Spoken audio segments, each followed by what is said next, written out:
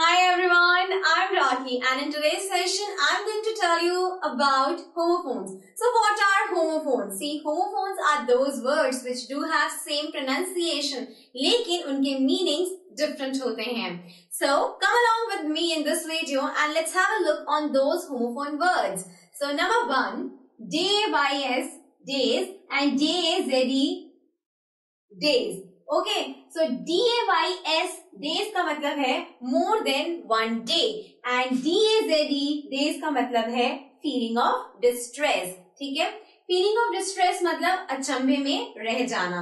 तो इन वर्ड से जो हम सेंटेंसेस बना सकते हैं और जिनके अलग मीनिंग हो सकते हैं वो है, अगर मैं इस वाले वर्ड से DAYS से सेंटेंस बनाती हूँ तो it can be few days back I saw the symptoms of dengue. ठीक है, और इस वाले वर्ड से जो सेंटेंस में बना सकती है वो हो सकता है his mother's death left him in a daze. ठीक है, उसकी मम्मी की डेथ ने उसको अचंभे में छोड़ दिया. Okay, coming to the next one, GILT gilt and GUILT guilt. इस वाले वर्ड का जो मीनिंग है वो है गोल्ड प्लेटेड एंड इस वाले वर्ड का जो मीनिंग है वो है did something wrong. Okay, they both are having the same pronunciation लेकिन अलग अलग मीनिंग है.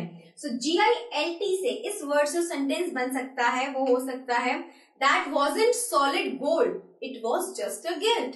ठीक है, और इस वाले GUILT guilt वर्ड से सेंटेंस बन सकता है the feeling of guilt was eating him up.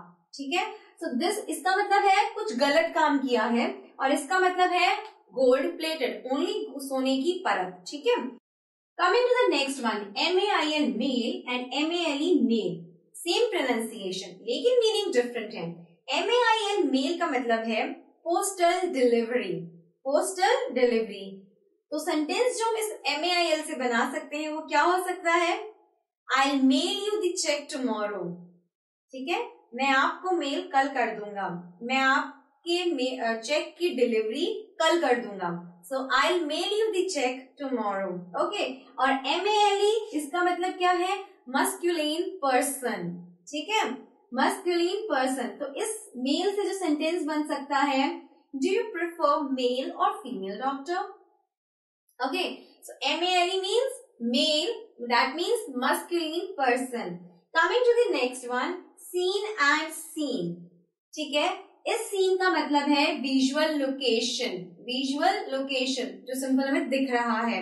Okay, and इस सीन का मतलब है पास्ट फॉर्म ऑफ या पास्ट टेंस ऑफ सॉ. ठीक है, इसका मतलब है past tense of saw. Fine, और इसका मतलब है विजुअल लोकेशन. ओके, तो सेंटेंस जो मैं इस वाले वर्ड से बना सकती हूँ SCENE से वो हो सकता है they stood in the center of the scene, they stood in the center of the scene. ठीक है, और इस वाले सीन से सेंटेंस बन सकता है I have seen enough war but now I do not wish to see them again.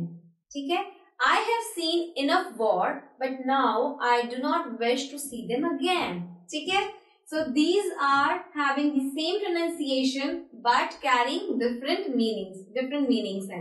Coming to the next one, air and air. देखिए, AIR air and HEIR air, दोनों की same pronunciation लेकिन meanings different. इस air का मतलब क्या है, the stuff we breathe in. और कह सकते हैं an invisible gaseous mixture around the earth having or containing mostly the mixture of oxygen and nitrogen. एक invisible gaseous mixture अर्थ के सराउंडिंग में जिसमें मोस्टली जो मिक्सचर होता है वो ऑक्सीजन और नाइट्रोजन का होता है. This is that air. और HEIR, इस एयर का मतलब क्या है, इस एयर का मतलब है उत्तराधिकारी, वारिस. That means someone who will inherit. ठीक है, इनहेरिट का मतलब क्या होता है, वारिस, उत्तराधिकारी. ठीक है, सो इस एयर का मतलब है समवन हु विल इनहेरिट और इस एयर का मतलब है द स्टफ वी ब्रीथ इन. ठीक है, सो इस एयर से जो हम सेंटेंस बना सकते हैं वो हो सकता है the air is very much polluted. ठीक है, और इस air से हम क्या sentence बना सकते हैं? I don't know, but I think you are more than simply an heir to him. मुझे नहीं पता, लेकिन मेरे को ऐसा लगता है you are Waris of him, तुम उसके वारिस हो, ठीक है ना. So I don't know, but I think you are more than simply an heir to him. Okay, so these were the sentences which we can make from these words which are homophones but having different meanings. Okay, coming to night and night. इस KNIGHT का मतलब है शूरवीर, a brave person, ठीक है. और इस night का मतलब तो सभी को पता है, रात होना, ठीक है. तो सेंटेंसेस क्या बन सकते हैं? तो इस वाले नाइट वर्ड को लेके जो मैं सेंटेंस बना सकती हूँ, it can be the brave night cut off dragons head with his magic sword. The brave night cut off dragons head with his magic sword मतलब उस शूरवीर ने उस ड्रैगन के सिर को काट डाला विद हिज मैजिक तलवार, विच इज जादुई तलवार. Okay, is it fine? So this was the sentence which we can make from this night word, and this night is good night to all. Coming to the next one, cereal, CEREAL and SERIAL. Pronunciation same, meaning दोनों के different. So इस cereal का मतलब है the breakfast which we are having in the morning. हम कहते हैं ना I'm having a cereal breakfast. कहने का मतलब है हम कभी oats खाते हैं, कभी हम cornflakes खाते हैं, तो ये cereal वो मतलब रखता है. That means cornflakes, oats, the breakfast in the morning. और ये वाला जो सीरियल है ये है सीक्वेंस, है ना, सीक्वेंसिंग, नंबर्स, ठीक है, 1 2 3 4 5 6. The what we say, please be in sequence, please make these boxes in the sequence, ठीक है, please align these boxes in the sequence number, ठीक है. तो इस वाले सीरियल का मतलब है सीक्वेंस करना, 1 2 3 4 5 6 इस तरह की सीक्वेंसिंग करना, ठीक है. तो प्रोनाउंसिएशन सेम, लेकिन दोनों के मतलब different. Coming to the next one, RAISE raise and RAZE raze, ठीक है. इस रेज का मतलब है टू ब्रिंग अप और इस रेज का मतलब है to bring down, to demolish, to erase, to destroy, ठीक है, सब कुछ खत्म कर देना. इस रेज का मतलब ये है, और इस रेज का मतलब है टू ब्रिंग अप. कहने का मतलब मैं यहाँ कहना चाहूंगी कि this raise and this raze do have the opposite meanings. इसका मतलब to bring up और इसका मतलब to bring down, to destroy, to demolish, to erase. तो सेंटेंस क्या बन सकते हैं इस रेस से?